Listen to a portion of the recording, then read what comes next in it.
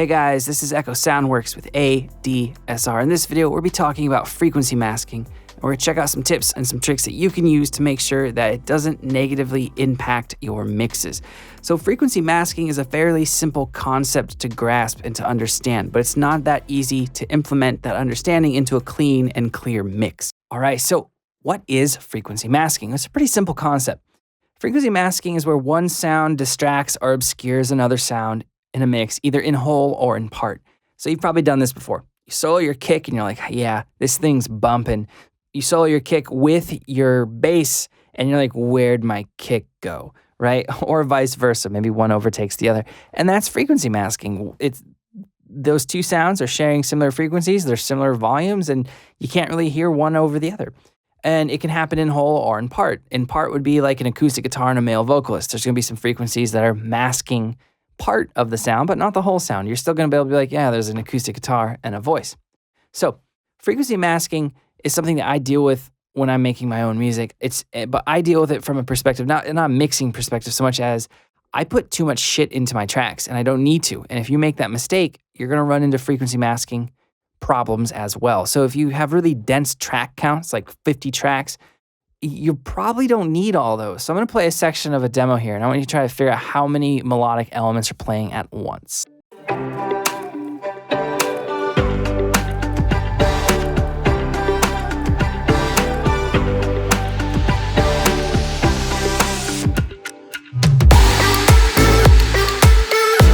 So if you got to like 3 to 5, you would technically be, I guess, kind of right, but there are a lot of different elements layered together making up this mix. And when you get into layering, it becomes even more important to think about frequency masking, right? So we have 2 vocal chops, we have guitar track, guitar track, guitar track. So it's 1, 2, 3, 4, 5, and then my keys is I think it's 4 different things. So you could make the argument that there's 9 different melodic sounds going on at once, but in terms of the mix, the way they're grouped, I would say there's 1, 2, 3, 4, 5, right? And that's once you account for frequency masking and actually the mixing perspective of things. So what's the first thing you should do if you're experiencing what you perceive to be frequency masking? And the way to figure out if you have masking is to just be like, well, I can't hear. I know this is here in my mix, but no matter how high I turn this up, I can't really hear it. If I turn it up too high, I lose this other element within my mix. It's kind of like a seesaw back and forth. Well, that means you have masking. So what's the first thing you should do? Don't grab an EQ. Don't turn your track down. Don't pan it. The first thing you should do, if you can, is to reconsider how you've set up your arrangement. That's the first line of defense against frequency masking. It is arrangement based. It's the dynamics and the frequency, that's secondary to your arrangement.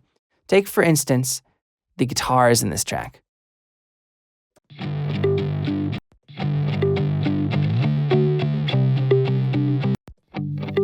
Right? These two are arranged in a way where they're not playing in the same octave. And so they're really easy to hear.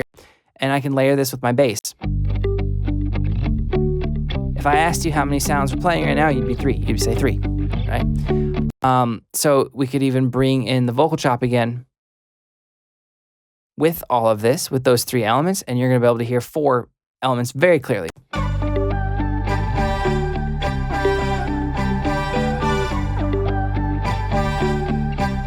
Right? So it's an arrangement thing. And I purposely voiced this guitar out of the way of the vocal chop. I also made sure that the bass was voiced in a way that wasn't directly competing with all of the guitar.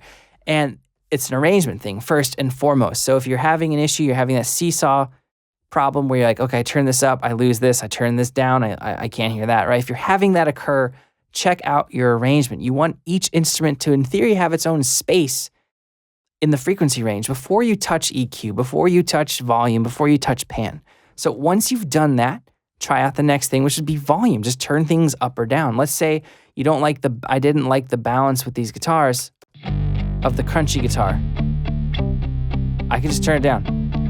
And now I'll be able to hear maybe the vocal chop a little bit clearer.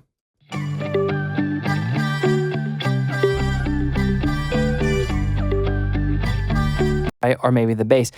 Now, after you adjust your volume to where you can hear things with your good solid arrangement, the next thing to do would be EQ. And if that's your third step, you're usually going to get a clean, clear mix. If you're starting with EQ, I think it's hit or miss depending on your arrangement and how good you are at mixing in terms of gain staging and setting volumes and loudness. Sometimes this will help, sometimes it won't. So you'll see that I have EQ on all these tracks, making them fit together. For instance, this brass bass, if I turn off the EQ, a lot of high end in it, that would compete with these two guitars, right? Harder to turn. So I said, screw it. I'm just gonna use that as my sub because I wanted the sound.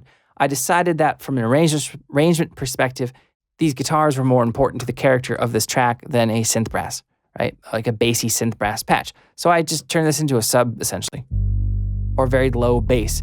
And then you can hear these very clearly.